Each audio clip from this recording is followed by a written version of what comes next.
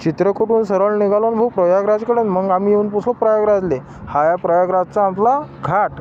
आता तुम्ही पाहून घ्या हा घाट कसा दिसतो. इथं आल्यावर मला तर असं वाटतच नव्हतं की आपण प्रयागराजला आलो, कारण मी या प्रयागराजला आलो होतो महाकुंभच्या वेळेस, पण आजही इथं काहीतरी कार्यक्रम होताच. हे असताना मग आम्ही येऊन पोचलो डायरेक्ट थेट घाटावर.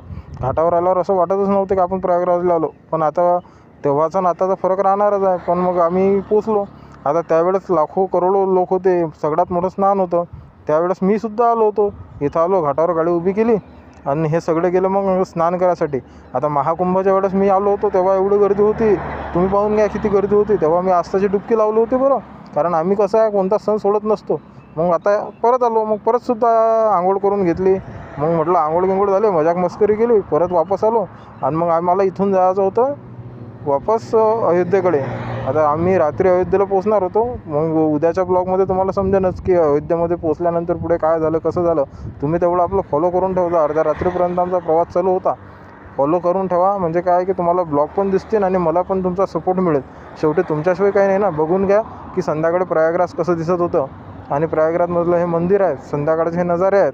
आता घाटाच्या काठाकाठानं आपली गाडी निघाली आणि सरळ आता अयोध्येच्या दिशेनं. उद्या पाहू अयोध्येचा ब्लॉग. धन्यवाद.